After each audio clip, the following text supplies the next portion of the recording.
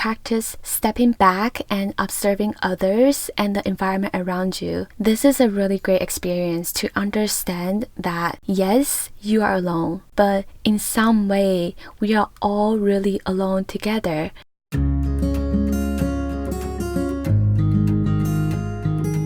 Welcome to the Daring Living podcast, where it's all about personal growth, honest conversations, and exploring what it means to live a passionate, daring life. I'm your host, Shirley Huang.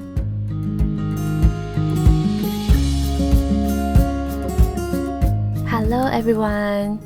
Welcome to another episode of the Daring Living podcast. Today, we are discussing about a topic that might make some people feel a little bit uncomfortable, but I think it's super important that we address it. We are talking all about the feeling of loneliness, of being alone and being in solitude. So actually, loneliness and being alone, they are completely two different things, right? But often what happens is when we are in the midst of things, we can really mix the two together. So let's dive right in. Loneliness, according to dictionary.com, it means affected with, characterized by, or causing a depressing feeling of being alone.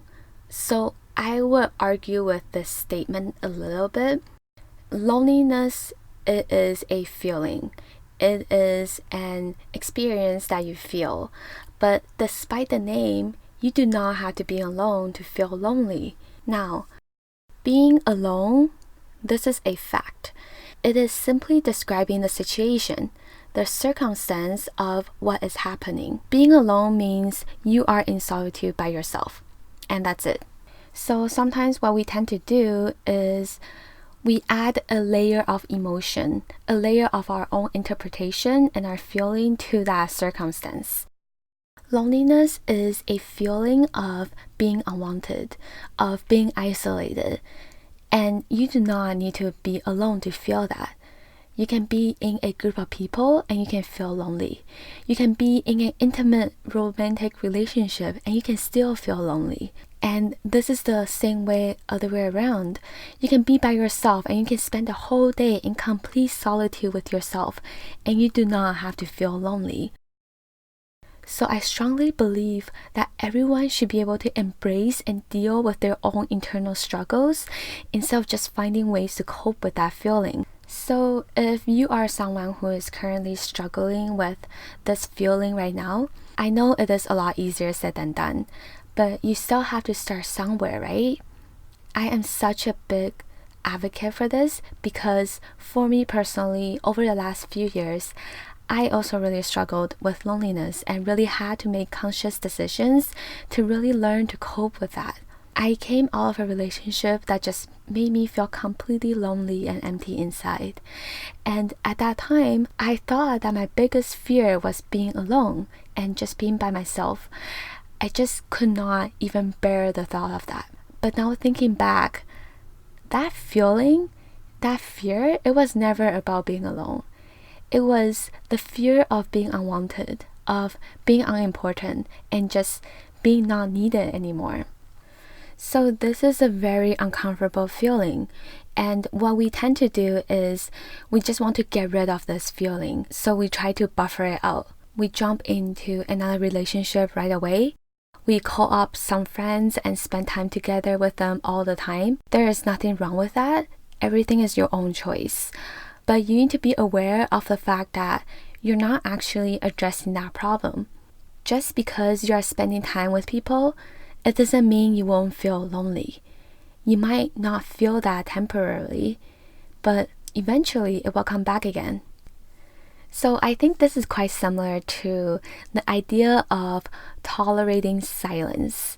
So you must know someone who just cannot stand being in silence, or maybe you are that person yourself. Maybe you are someone who needs to always have music on all the time and always have the TV turned on at home. Maybe you need to have some kind of background noise playing all the time because that silence just daunts you. But have you ever thought about when you are finally in complete silence, what kind of thoughts might come up and what you might actually realize that you're feeling? Maybe it is a bit of loneliness. Maybe you're actually feeling a little bit anxious and stressed, or maybe it's something else. So I think that this has a lot to do with your habits and your associations with those habits.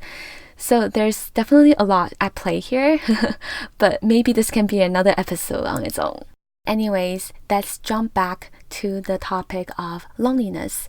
So I want to talk about some ways that you can practice coping with it.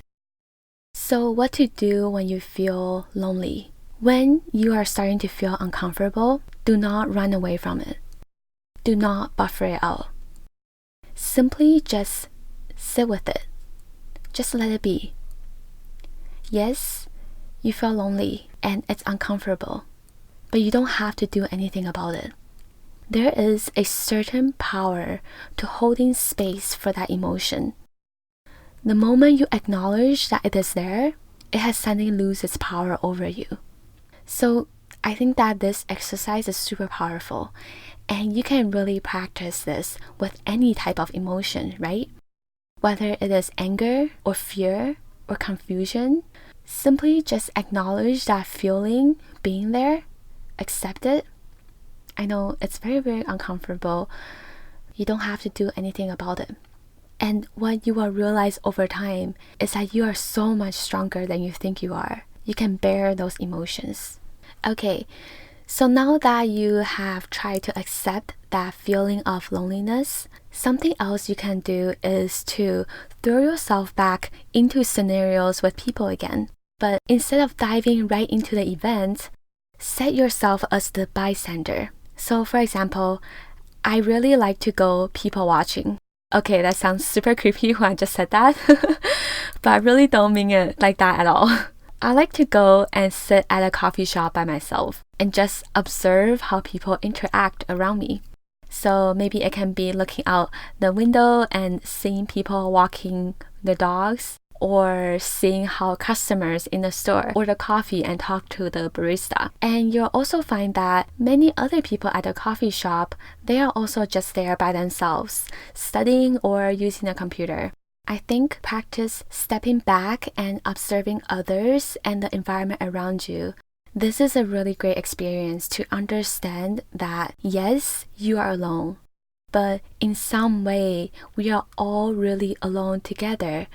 If you think about it, we are all our own individual beings in solitude. We're all in solitude by ourselves, alone together on this planet. And in a way, we are all connected together. And there's just something so beautiful and something so powerful about that. And you don't have to visit a coffee shop.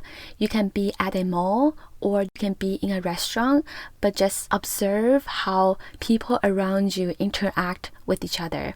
I think it's a lot harder when you are with people you know, but it's definitely still doable. And this is a very refreshing and very powerful perspective. Another tip I would recommend is to find a hobby that you can do by yourself. So find something that you really enjoy doing and that you don't have to do it with anyone else. So for example, I really enjoy cooking. It is really quite therapeutic for me to spend time by myself and just be in that flow. Here in Vancouver, in the winter, I also like to go snowboarding. And now that spring is here, I'm definitely looking forward to do more hiking. And I think I will really enjoy hitting up some trail by myself sometime this summer.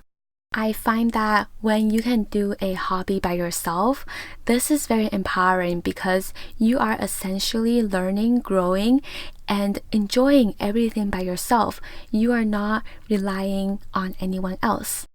And that is exactly the thing.